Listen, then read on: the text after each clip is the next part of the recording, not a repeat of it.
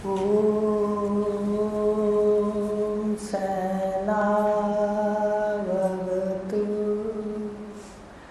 सहनो भुनक्तु सह वीर्यं करवावहै तेजस्विनावधीतमस्तु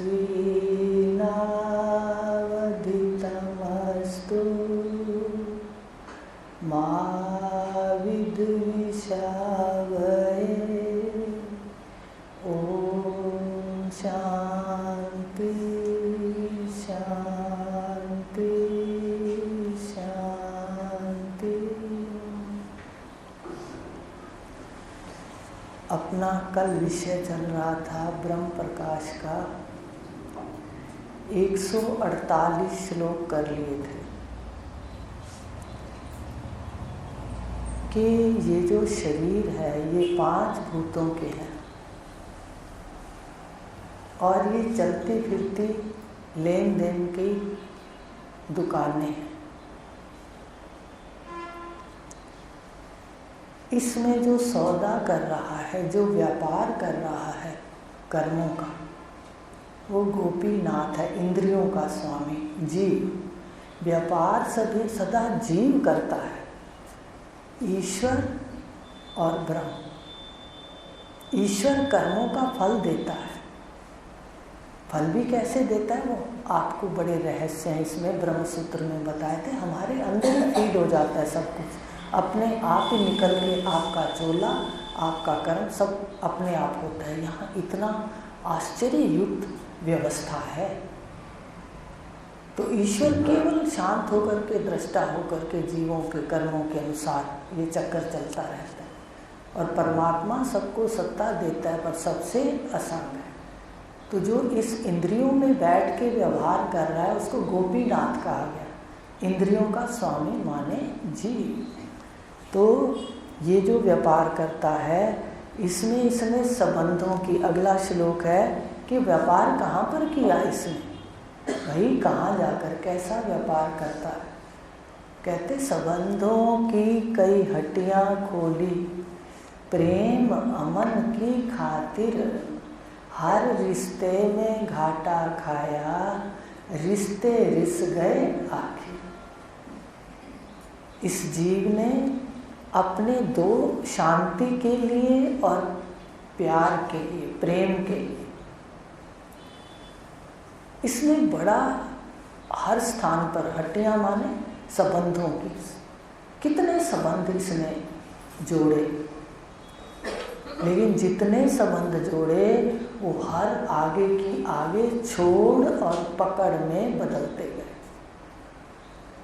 कुछ छूटते गए, कुछ पकड़े, कुछ छूटते गए, कुछ पकड़े। शुरू में माता पिता के गर्भ में एक मेघ, दो नहीं होते, एक मेघ होता है, माँ के साथ संतान। बाहर आई गोदी में, वहाँ से छोड़ा, गोदी को पकड़ा, फिर गोदी को छोड़ा, दोस्तों को पकड़ा, फिर वो माँ के पास देर से जाता है, दोस्तों की आवाज़ पर, मित्रों की आवाज़ पर खेलने के लिए भाग जाता है बच्चा, माँ पीछे पीछे भागती। तो कैसे छोड़ पकड़। अब बच्चों के बाद फिर बड़ा हुआ, फिर मित्रों से बंध गया, फिर माँ बाप से उपराम होता गया और फिर आगे दोस्तों में खुश रहने लगा। उसके बाद पत्नी आ गई, फिर उनको भी छोड़ा, फिर आगे पकड़ा उसको, फिर संतान हो गई, फिर उसको पकड़ा। देखो कैसे सृष्टि है। अगर ये आगे की आगे, एक छोड़ रहा है पकड़ रहा है, छोड़ रहा है पकड़ रहा है, सारे संबंध उसने बना बना के देखे। अगर किसी के नहीं होते कोई संबंधी तो वो धर्म के बना लेता है, कहता है ये मेरे धर्म के हैं, लेकिन परिणाम इन सब का शून्य है। जितने भी हमने संबंध जोड़े वो धीरे धीरे धीरे धीरे सब फीके पड़ते गए। देखो संतान माता पिता को छोड़ देती है, विवाह होता है तो उनकी आंखें आगे हैं और फिर माता पिता को पीछे रहना पड़ता है। और अगर कोई माता पिता बीच में कूदता है तो वो उन शांति का कारण नहीं होता। जैसे ही आगे आई कुर्सी तो सास का ससुर का साइड रोल हो गया। साइड रोल कहते हैं भाई साइड में खड़े हो जाओ। अब आपका जो बीच में नाटक करने का है या जो रोल है या पार्ट है घर में, अब वो साइड में हो जाओ। मुख्य कौन है? अब जो नई पीढ़ी आई है। बड़ी गहराई से इसने मनन भी किया और उस पर लागू भी करते हैं। आवाज़ आ जाती है अंदर से, इतने समय खाया पहना किस लिए देखना है इधर उधर। अब घर भी दे दे, उल्टा निवर्ती ले ले। बहुत खुशी की बात है कि कोई इतना घर बनाए, इतने बर्तन। अब सफाइयाँ देखती हो तो आप चाहे देखो कैसे आराम से बैठे। अब घर दे दिया, अब वही इससे क्या सारा मथा वही मार रही है ना। देखो तो कैसे हमें समझ आती है कि कैसे हमें निवर्ती उल्टा मिल रही है अगर हम शास्त्र आज्ञा के अनुसार चलते हैं। और अगर बार बार अपनी कुर्सी को आगे लाते हैं तो दो जनों में झगड़े होते हैं। ये बातें बड़ी ध्यान देने योग्य। मन से छोड़ना, बाकी तो व्यवहार करना। यही बता रहे हैं कि कैसे रिश्ते हैं। वही पुत्र होता है, वही बेटी होती है। बताइए, आप बुला के देख लीजिए एक सप्ताह के लिए बेटी को, वो कह देगी कि मेरे घर में भी दिक्कत है, नहीं आ सकती।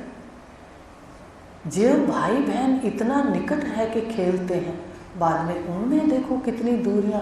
और दूसरी पीढ़ी आते तो क्या हो गए, भतीजे, अब वो धीरे धीरे रिश्ते माने कम होते गए, बिल्कुल कम हो गए। आप देख लो जीवन के अंदर। और किसी रिश्ते में हमें ना तो असली प्रेम मिला, ना ही शांति। तो कहा हर रिश्ते में घाटा खाया, रिश्ते रिस गए आके। दुकानें तो बहुत की, व्यापार तो बहुत किया, पर सबको कर के देख लिया। और जब देख लिया तो मन उपराम हो गया कि भाई ये तो संसार का व्यवहार है, लेन देन का। अगर किसी से कुछ चाहना है तो पहले लो फिर वो देगा, पहले दो फिर ले लो। ऐसा चलता है, लेन देन चलेगा यहाँ। तो धीरे धीरे ये जितने भी रिश्ते गहरे होते हैं, बाद में धीरे धीरे सब कम होते जाते हैं। और आखिर में तो कई बार यहाँ उम्र में ही आपस में टकराव हो जाते हैं, तो रिश्ते खत्म हो जाते हैं। इसका मतलब ये रिश्ते भी माने हुए हैं, सच्चे नहीं हैं। तो 49वां श्लोक कहता है कि संबंधों की कितनी हमने दुकानें खोली, एक संबंध छोड़ा, आगे की आगे कितने गिना दिए, पर सब में देखो हमें कोई भी उसका फल सकारात्मक नहीं मिला। क्योंकि हर रिश्ता स्वार्थ से जुड़ा है। स्वार्थ लाग करे सब प्रीति, सुर नर मुनि जन। देवताओं के लिए भी कह दिया, अभी आपको समझाते हैं कि भगवान ने भी गीता में कह दिया, भाई तुम दो और फिर लो। पहले तुम ऐसे यज्ञ करो, ऐसा करो और फिर उनसे लो, देवता तुम्हें देंगे। पहले आप व्रत रखोगे, प्रसाद चढ़ाओगे, जितना भी उनका नेम है, 16 हैं, 10 हैं, जो भी व्रत है, वो फिर आपको भी देंगे। तो लेन देन है। एक सिर्फ जो अपना स्वरूप का ज्ञान है, जगत के सत्य का ज्ञान है, यहाँ अपनी आत्मा के नाते प्रेम भी है और शांति भी है। तो ये कहा कि हर रिश्ते में घाटा खाया, रिश्ते रिस गए। क्या घाटा खाया? उम्र बीत गई, हम इसको इस चक्कर में ही रह गए कि ये रिश्ता मुझे सब कुछ देगा, ये सब कुछ देगा। हमने उस समय अपनी आयु को वहाँ बिताया, आयु खर्च करी, और जैसे समझ आ गई सबके बीच में रहते हुए भी हमने अपनी साधना शुरू कर, मुख्यता इसको दी। तो ये कहा कि ये जो घाटा है, हमारे प्राण खर्च हो गए, पर हमें परम शांति, कहीं से प्रेम, ये वास्तव में नहीं मिला। ब्रह्म प्रकाश के आश्रित बनती जग की सभी उपाधि। ब्रह्म प्रकाश परमात्मा जो सृष्टि का आश्रय है, उसके आश्रित सारी जगत के जो शरीर हैं, उपाधियां हैं, आकार हैं, ये बनते हैं। जैसे सुनार की दुकान पर उसका एक लोहे का ऐरन होता है, जिसके ऊपर वो गहनों को थोड़ा थोड़ा हल्का हल्का ठोक ठोक कर उसको सेट भी करता है और परखता भी है, बनाता भी उसी के आश्रित है, हल्का हल्का दबाव देके। लेकिन गहने बनते हैं, गहने टूटते हैं, पर वो लोहे का आयरन जो होता है उस पर कोई भी प्रभाव नहीं। ऐसे ही जो परमात्मा है अपनी आत्मा के रूप में, प्रकाश के रूप में आपके अंदर भी है और बाहर भी है, देहों में व्याप्त भी है, ब्रह्मांड के अंदर भी है और इससे असंग भी है। तो इसके आश्रित सारी उपाधियां जगत की बनती हैं। और आपके भी देखो जो प्रकाश स्वरूप है, आपका स्वरूप सुषुप्ति का प्रकाशक, आपके आश्रित एक देह बनती है, कर्म भोग करती है, फिर मिट जाती है, फिर आप सदा रहते हो, फिर देह बनती है कर्मों से। कल बताया था कि कैसे सूक्ष्म शरीर का एक सांचा होता है जो हमारे संस्कार है, और उससे चुंबक की तरह, और जो 5 भूत हैं ब्रह्मांड के वो चिपक के उसमें आकार बना लेते हैं। संस्कारों से आपका जो मन है, हमारा जो मन है, ये देह देता है। इसलिए मन को खोल के देखना है, दूसरों से हमें कुछ नहीं करना। दूसरे हमें कह देंगे अच्छे हैं अच्छे हैं, अगर हमारे मन का निरीक्षण नहीं है तो हमारे को ही तो नुकसान है। मान लो हमारे संस्कार शुद्ध नहीं हुए तो कैसे अगला कार्य शुद्ध होगा। इसलिए संस्कारों को देखना। कुछ नहीं आता तो एक शब्द चला लो, कुछ नहीं आता समझ में, आप कहोगे हमें अभी समझ नहीं आता, शब्द तो है, आपको वो भी दिया हुआ है जो सूक्ष्म शरीर, गायत्री का भी उसके अंदर प्रभाव है और शरीर का भी, जो आपके पास मंत्र शिव का। तो कहने का भाव यह है कि मन को ये जो शब्द हैं ये त्राण देते हैं और शरीर को भी स्वस्थ करते हैं। तो कहा कि ये जो ब्रह्म प्रकाश, जो प्रकाशक स्वरूप आत्मा है, आप आत्मा के रूप में भी और परमात्मा भी सारी सृष्टि को बनाता और लय करता है, जिसको कहते हैं प्रलय करता है, पर उसके स्वरूप पे कोई असर नहीं है, असंग है। आप ही देख लो, आपको बहुत बार बताया, आप सुषुप्ति में सारी सृष्टि क्या हो जाती है, लय हो जाती है, सुबह फिर सृष्टि हो जाती है, रात को फिर लय हो जाती है। आपको कोई अंतर पड़ता है? आप पहले भी प्रकाशक हो, सृष्टि में हो तो भी देख रहे हो, तो भी देख रहे हो कि मन क्या कह रहा है, बुद्धि क्या कह रही है। आप मन बुद्धि के प्रकाशक हो। आपको शास्त्रों में साक्षी भाष्य कहा। अंतःकरण जो है वो क्या है, साक्षी है ना। देखो अंतःकरण साक्षी भाष्य है। साक्षी भाष्य क्या मतलब, साक्षी के उसमें भासमान के अंदर, प्रकाश के अंदर अंतःकरण दिखता, बस अंतःकरण के प्रकाशक तुम हो, देख लो बस। अंतःकरण को, मन को कौन देख रहा है, आप देख रहे हैं। कौन सी आंख से, कहते अपने आप से। आप कभी नहीं मिटते, ये सृष्टि, जागृत, स्वप्न और सुषुप्ति ये आती रहती है, जाती रहती है। ऐसे जब शरीर के समय खत्म होता है तो फिर शरीर बदल जाता है, फिर जब शरीर मिलता है फिर जागृत, फिर स्वप्न, फिर सुषुप्ति, ये चक्र चलता रहता है। परिवार बदलते हैं, देह बदलती है, सब कुछ बदलता है, पर आप नहीं बदलते। इसलिए कहा ये जो ब्रह्म प्रकाश के आश्रित देहें बनती हैं, मिटती हैं। ब्रह्म सूत्र के अंदर भी आपको बताया था कई बार कि सूत्र है जन्मादस्य यतः परमात्मा कैसा है?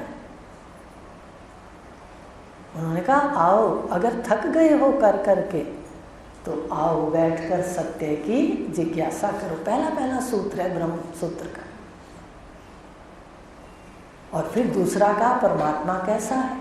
कहते जन्माद्यस्य यतः, जिससे सृष्टि का जन्म, स्थिति और लय। वहाँ तो कह दिया जन्म आदि है। आदि का मतलब क्या है? जन्म, स्थिति और फिर लय, प्रलय, जिसके आश्रित है। यही कहा ढूंढ लो। ढूंढना तो पहले अंदर पड़ेगा। बताया था, 2 मंत्र बताए थे इसके लिए कि अंदर जो देख लेगा वो अविद्या काट देगा। अंदर देखना है पहले, अपनी अहम इस गुफा में, देह की गुफा में जाना है पहले, प्रकाशक को देखना है। बाहर तो बाद में देखेंगे। तो कहा कि ये जो ब्रह्मसूत्र ने कहा जिससे जन्मादि होते हैं, फिर उपनिषद ने भी कह दिया। क्या कहा? परमात्मा कैसा है? पूछा परमात्मा कैसा है? तो कहा यतो वा इमानि भूतानि जायन्ते, यतो वा इमानि भूतानि जायन्ते, जिससे सारे भूत होते हैं। देखो मुझे भी संस्कृत नहीं आती, पर मोटी भाषा में बात कर लेते हैं, आपस में समझ लेते हैं। यतो वा इमानि भूतानि जायन्ते येन जातानि जीवन्ति यत् प्रत्यगि संविशन्ति तद विजिज्ञासस्व तद ब्रह्मेति।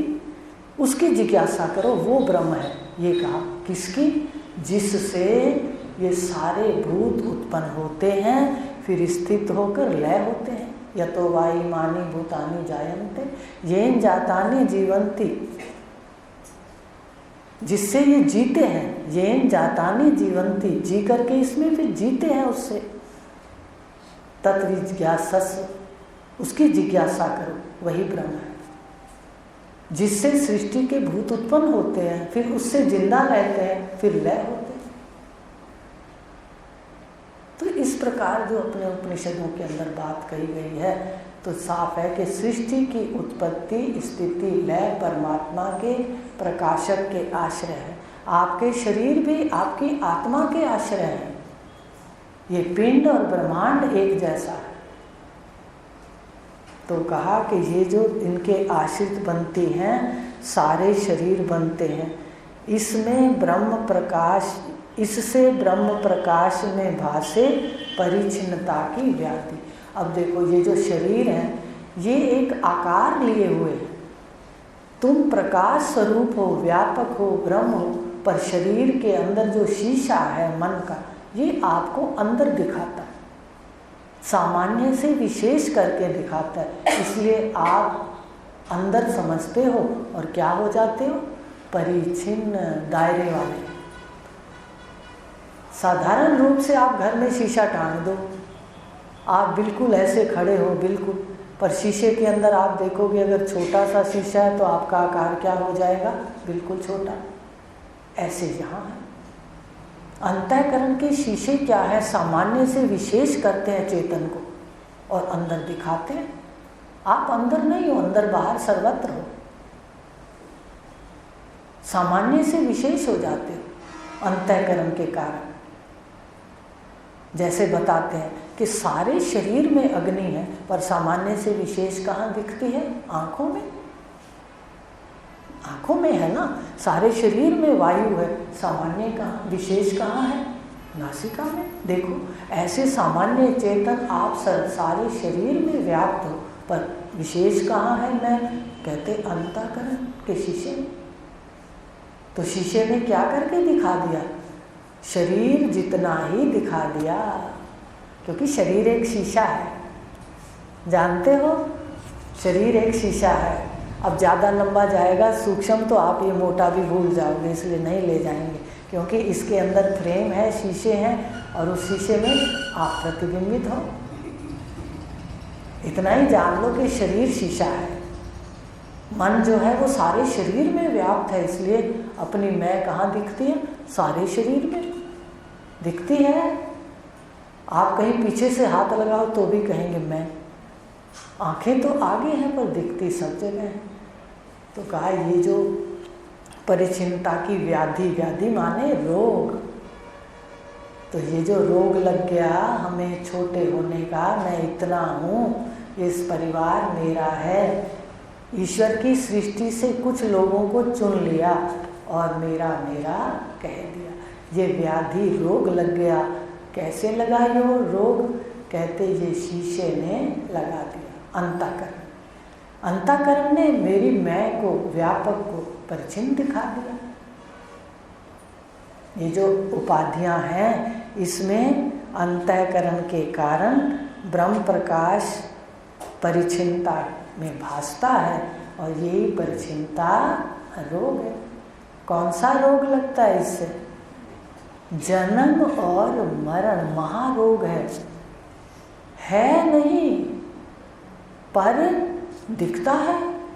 आप किसी से जाके पूछो, हर कोई कहेगा मैं जन्मा हूँ जी, मेरी जन्म दिन की तारीख है, और फिर वो कहेगा जी मरना है मुझे।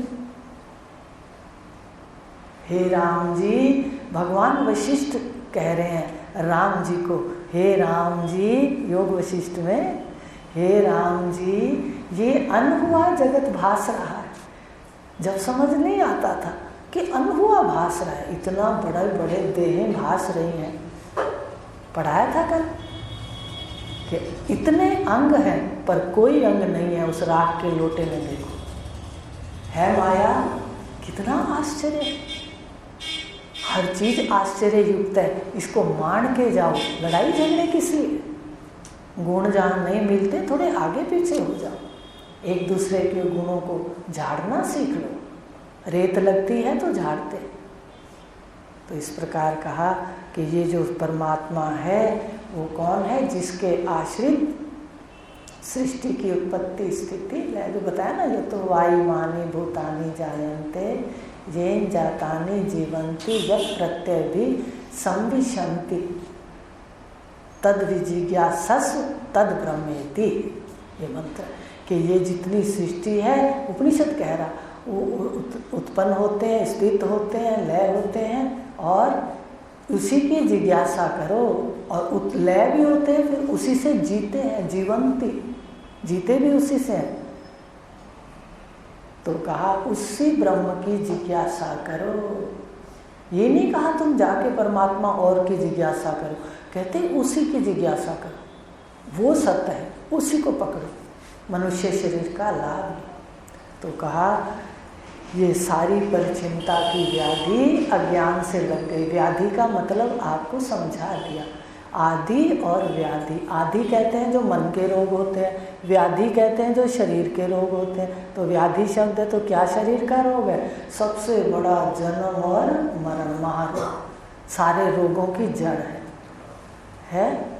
तो कहा ये परिचिनता इसको लग गई। 150 श्लोक हो गए, अब 51 है। स्थूल सूक्ष्म और कारण देह में, तीनों देहों ने ढका आत्मा राम। आत्मा राम किससे ढका हुआ है? माया से ढका है। भगवान ने गीता में कहा है छुपा हूँ योग माया से, सबों को दिखता नहीं।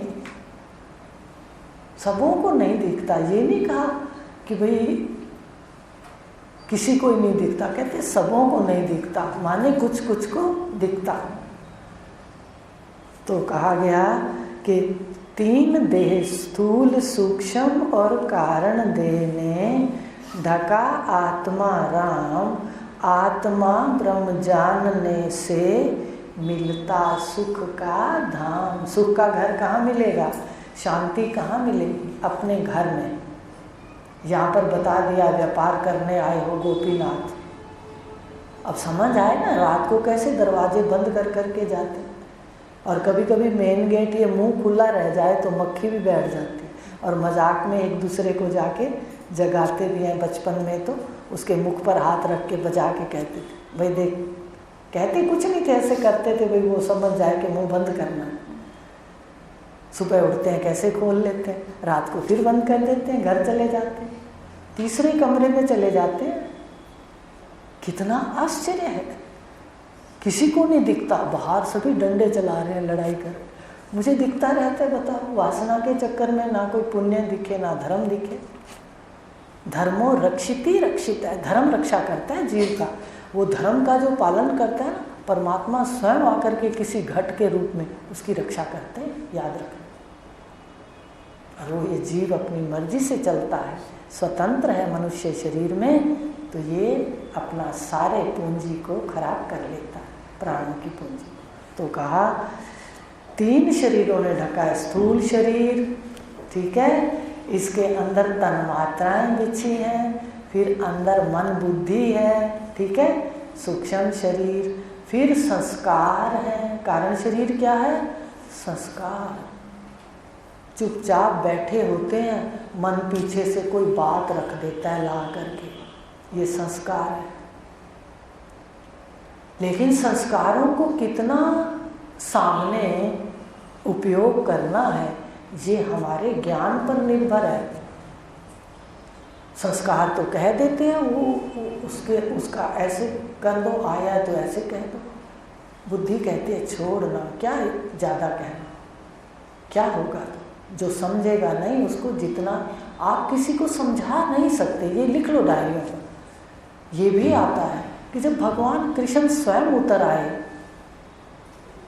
और दुर्योधन ना समझ सका, कौन किसको समझ, उनसे बढ़ के कौन होगा।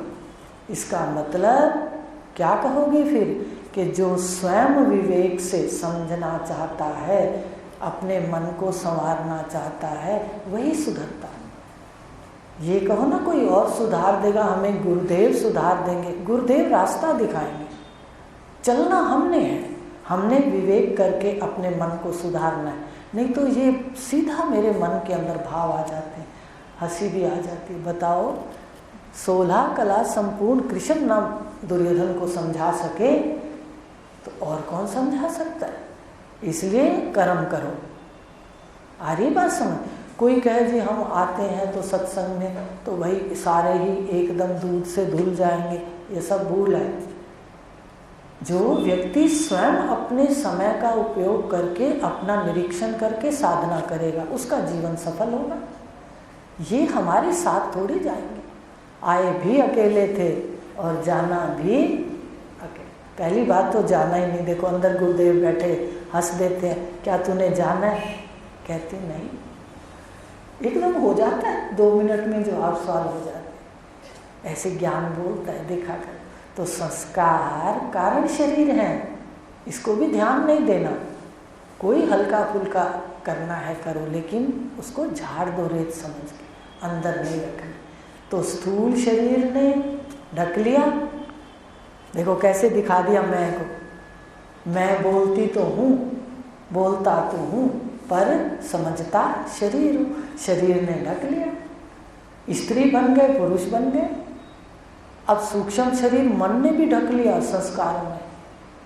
मैं पापी, मैं पुण्यात्मा, मैं धर्मात्मा, मैं दानी, ये सारे के सारे जो है मैं को ढक लिए। ये सारे विशेषण मैं को ढक लिए।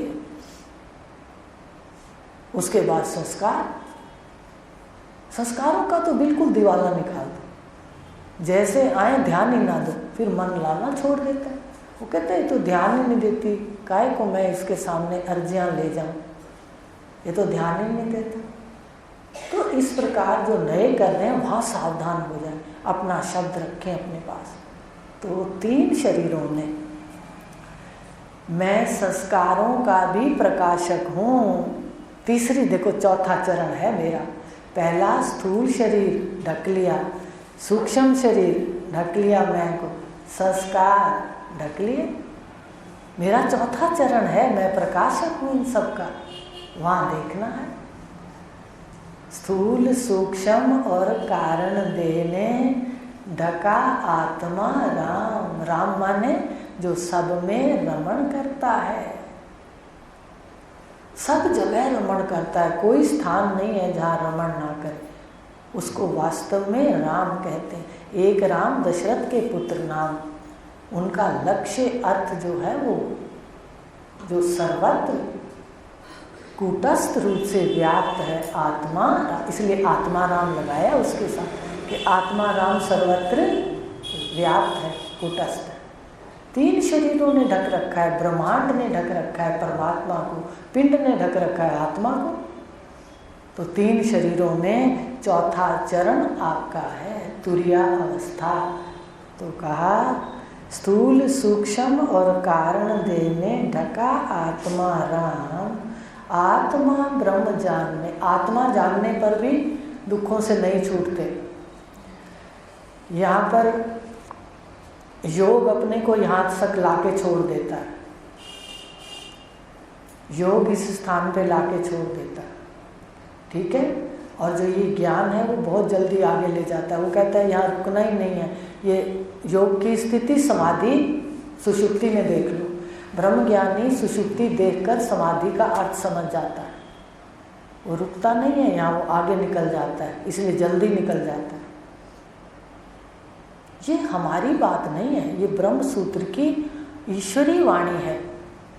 हम तो कृपा से गुरु मिल गए तो हमें समझा गए, और आपस में हम उसका अभ्यास कर रहे मिल के।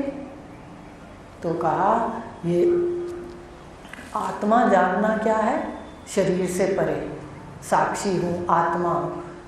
लेकिन अभी भी आप एक शरीर में बोल रहे हो आत्मा हूँ, ठीक है, आती है बात समझ। लेकिन अब वंदना में क्या बोलते हैं, सर्वधी साक्षी बोलते हो। गुरु वंदना के अंदर सारी बुद्धियों का साक्षी, और ये जो आत्मा है ये सारी बुद्धियों का नहीं, एक बुद्धि का साक्षी है, इसको आत्मा कहा। और परमात्मा ब्रह्म कहा जो सारी बुद्धियों का साक्षी है।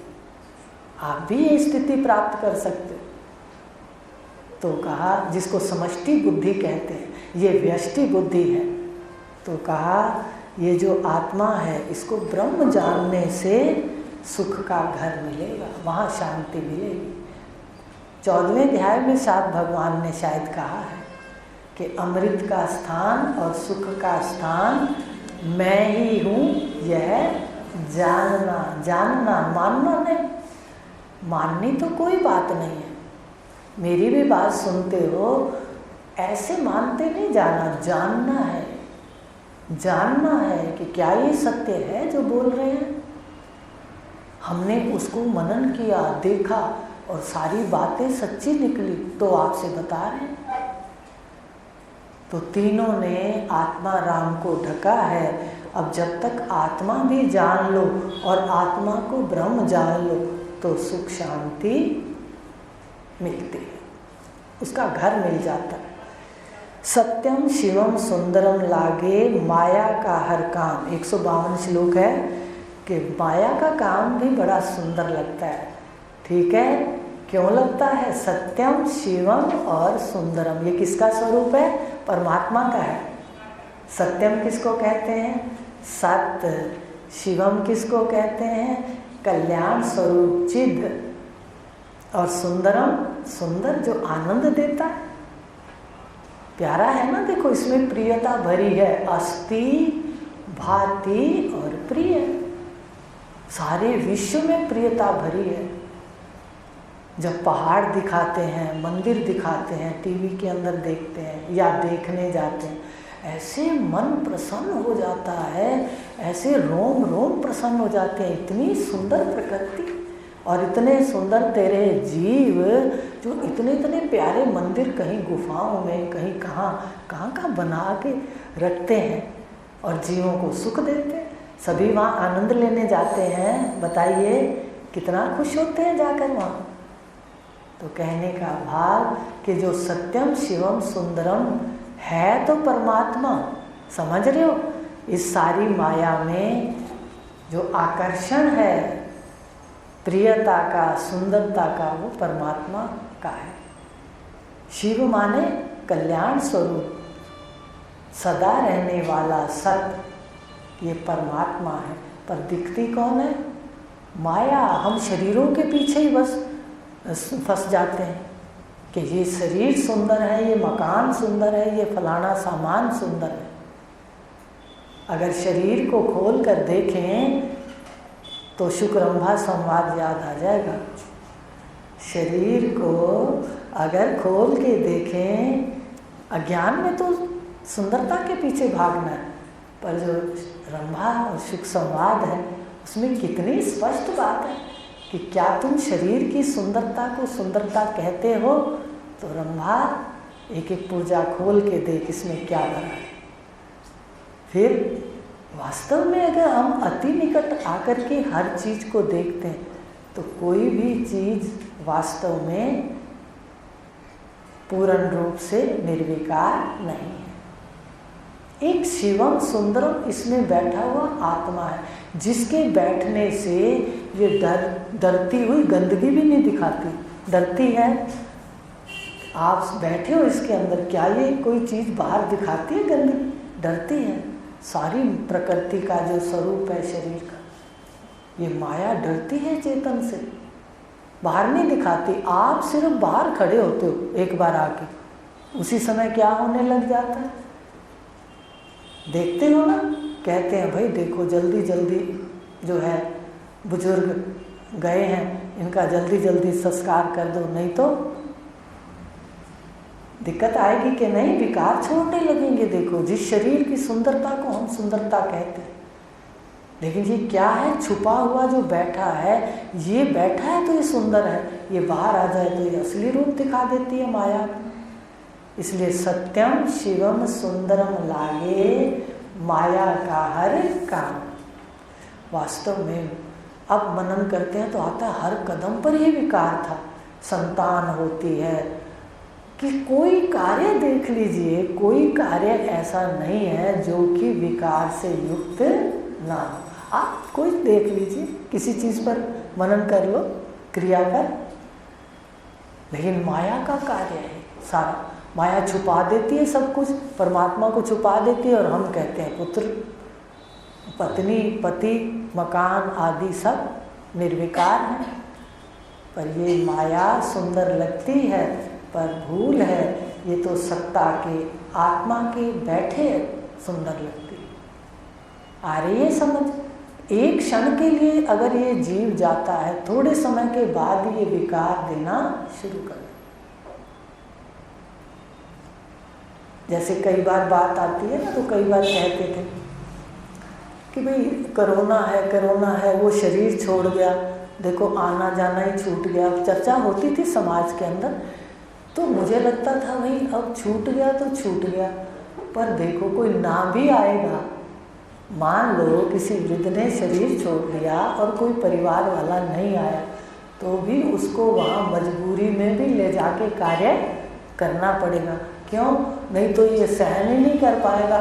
एक दिन पड़ गया तो ये क्या छोड़ने लगेगा? गंदगी छोड़ने लगेगा। ऐसे मनन होता था कि हम कहते हैं कि 4 नहीं आएंगे तो काम कैसे होना, तो यही चाहिए, पर मनन होता था कि कोई ना भी आएगा तो भी मजबूरी में इसको तो निपटाना इससे पड़ेगा। क्यों? क्योंकि ये तो विकारी है, तो मजबूरी में सब कार्य करना पड़ेगा, चाहे कैसे मर्जी करे। तो कहने का भाव जो सत्यम शिवम सुंदरम ये माया लगती है, ये सत्ता की उपस्थिति के कारण लगती है, वास्तव में ये विकारी है। तो कहा मृग तृष्णा, और इसको सत्यम शिवम सुंदरम समझ के जीव मृग की तरह तृष्णा को लिए हुए जगह जगह घूमता है। कस्तूरी उसके पेट में है, घूमता बाहर है।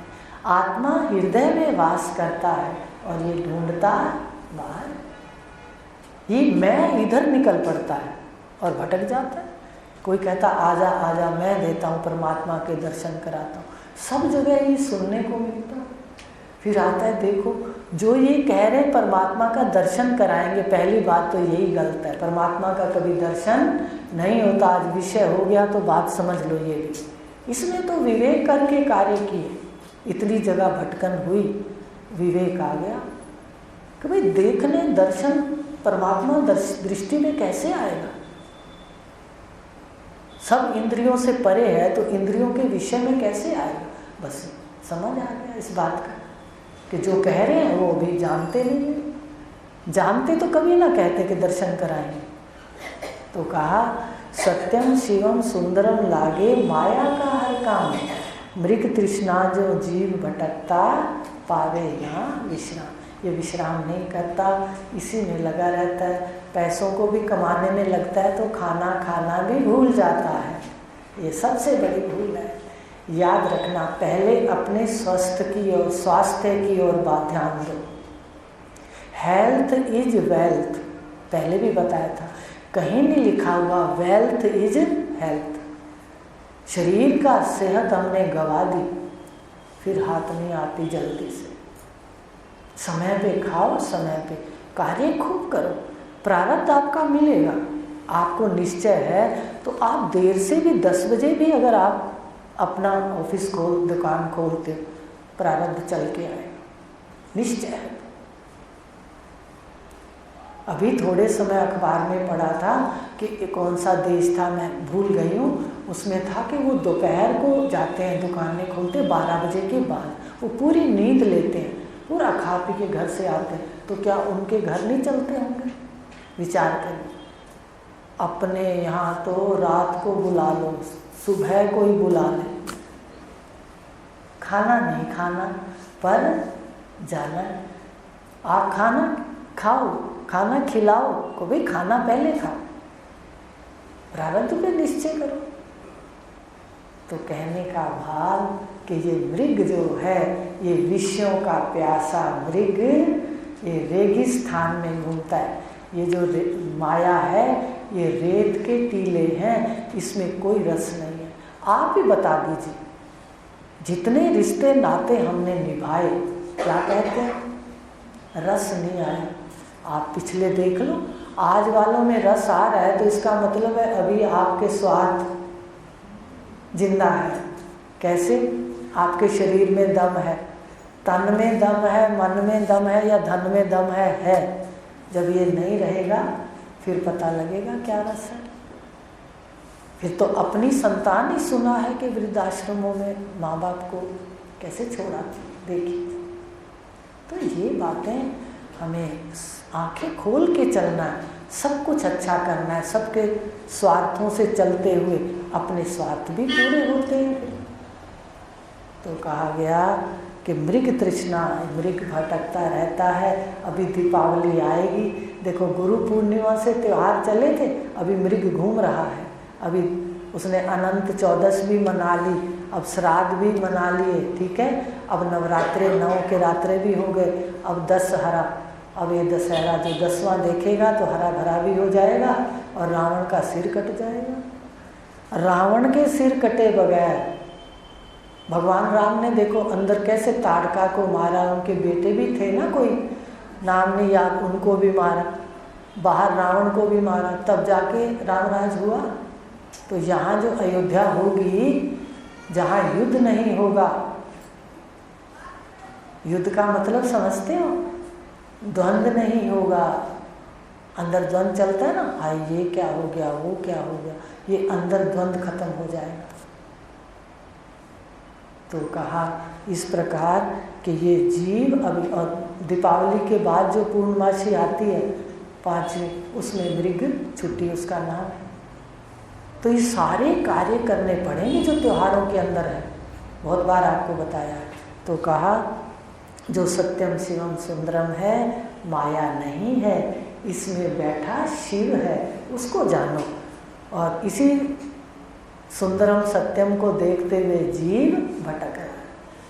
आज ये लाया हूँ, कल वो लाया हूँ, भोगता कम है और इकट्ठा करके चल देता है। मुझे तो दिखता रहता है, मैं कहती हूँ वाह गुरुदेव, आपने जगा दिया। देखो होता तो वही है, हम कौन सा खाना नहीं बनाते, कौन सा सब कुछ करते हैं, पर जगना है अपना। अज्ञानी तो क्या करता है, इकट्ठे इकट्ठे करता जाता है, मकान भी बनाते जाता है और इतने में जाने की समय आ जाए। आप लोग इकट्ठा भी करोगे, मान लो जरूरत तो यात्रा में धन की है, आप उसको मानोगे भी सही, माया जो है आपका भाग, उसको मानोगे तो एक सुंदर यात्रा हो जाती है। तो मृग तृष्णा में अज्ञानी व्यक्ति भटकता है और कभी भी विश्राम नहीं पाता। सुबह विश्राम नहीं पाता, रात को सपने में विश्राम नहीं पाता, सपन भी उसी के आते रहते। हमारे वहाँ पर जाते थे पटियाला में मामा जी के यहाँ, तो वहाँ एक व्यक्ति व्यापारी कपड़े वाला था वो पड़ोस में, तो रात को बोलते थे। मैं मामा जी से पूछा क्या, कहते वो कपड़े बेचता है रात को। देखो ऐसे वो बता, आवाज़ भी आती थी, और वो ऐसे वही लट्ठे चलते थे ना पहले, तो लट्ठा कह के वो तो याद आ गई। देखो कैसे स्मृति आ जाती है बात की। तो इस प्रकार जो सारा दिन करते हैं तो रात को भी वही संस्कार आते हैं, इसलिए सावधान रहना है। सारा दिन शब्द करोगे तो संस्कार टिकेंगे, नहीं तो फिर ये आ जाएंगे। ये ज़्यादा करोगे तो सपन आएंगे, फिर आपको खुशी होगी, अच्छा मेरे मन ने कुछ तो ग्रहण किया है। मन ग्रहण करेगा, उसका क्या लक्षण है, आपको सपन आएंगे, गुरुदेव दिखेंगे, साधना दिखेगी, भंडारे दिखेंगे, लंगर दिखेंगे, ये होगा। और वो दिखेगा तो बता ही दिया कि भाई जो सारा दिन करेगा तो रात को अगर उसकी वृत्ति उसमें डूबी है तो रात को भी वही सपन आएंगे। इसलिए आप समझ रहे हो इस बात को।